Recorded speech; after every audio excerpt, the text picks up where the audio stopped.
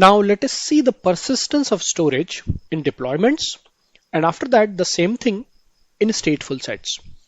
So in these two slides we will see how storage is being treated in Kubernetes by deployments and stateful sets. So Kubernetes deployment is usually used for stateless applications, as I just described. So what happens in a deployment is that you create a deployment and you mention some replicas, right? This we have saw quite many times till now. So for example, let's say replica is equal to 3. So as soon as this deployment is being created, a replica set will be created corresponding to this deployment. And this replica set will act as a replication controller for these 3 pods, right? Which are the result of this deployment YAML file. So pods here are treated like cattle in deployments. Pods are treated like cattle. What do I mean by cattle? That means they are interchangeable easily and they have unique names.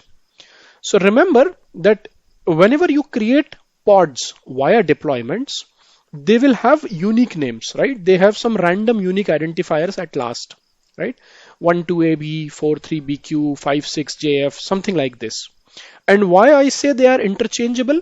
Just like cattle is interchangeable. For example, if this cow is not available, I will make use of this cow, right? It doesn't matter for me. A cow is a cow, nothing special, right? So every cattle is more treated like an identity of a whole herd, but not an individual identity. Okay, so they might have unique names. Yes, every animal is a unique in this herd right now, but they can be interchangeable. So if you are not available, I can milk this cow. If she is not available, I can milk this one, like that, right? So even if I delete, so what happens in pods also, like if I delete this pod will be recreated with a different name, okay, and will serve the same purpose.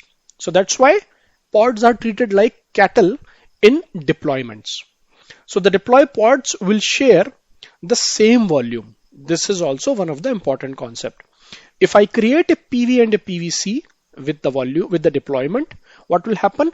All the replicas of the pod will share the same volume and the data will be the same across all of them.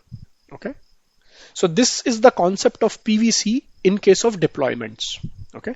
So all pods will share same volume. Okay. So what is different in stateful sets?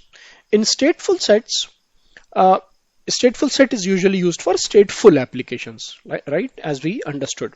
So in stateful sets, there is nothing like a replication controller. So the RS doesn't exist here. The replica set doesn't exist here.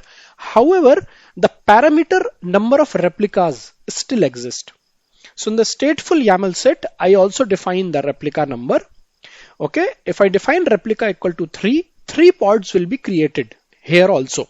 Okay, but this time the pods will have separate volumes and they act as a cluster of replicated databases.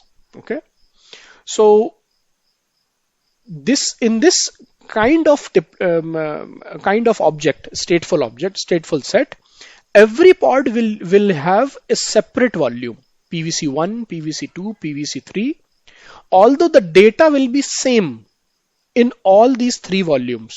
Okay, but they will act as a cluster of replicated databases. That means high availability of databases is maintained here.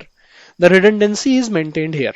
Okay, so just in case your pod 1 is down or deleted, okay, so you still have the data available in via pod 2 and PVC2. Or let's say if your one PVC, the whole volume is down, your volume is available with the rest of your pods. Okay, you will see one more thing here.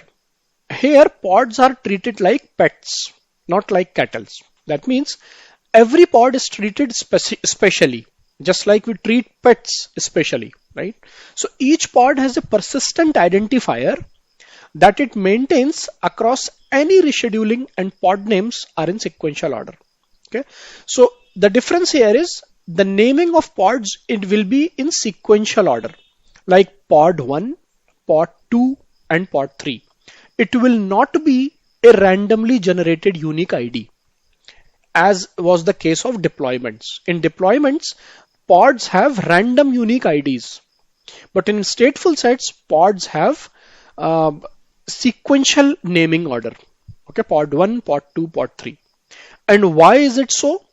Because the application developer, when it creates the application, it uses this pod naming. So pod 1 and pod 2 and pod 3, basically the identifiers within the application logic. Okay.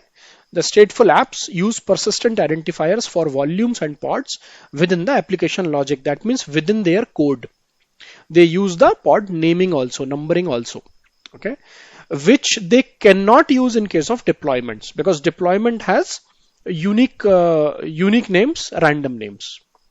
So here, if you delete pod 1, okay, so it will be recreated, but when it will be recreated with the same name. That means pod 1 again. That's the difference. When you delete a pod in deployment, it will be created with a different name. That will also be unique in nature. But in stateful sets, when you delete pod 1, so only pod 1 will be recreated again. Because why it cannot change the sequence? Because this pod 1 is being referred somewhere, or its associated PVC1 is referred somewhere in the application logic. Okay. So a stateful set itself maintains the replicas. Okay. It doesn't have a separate replication controller as in case of deployment.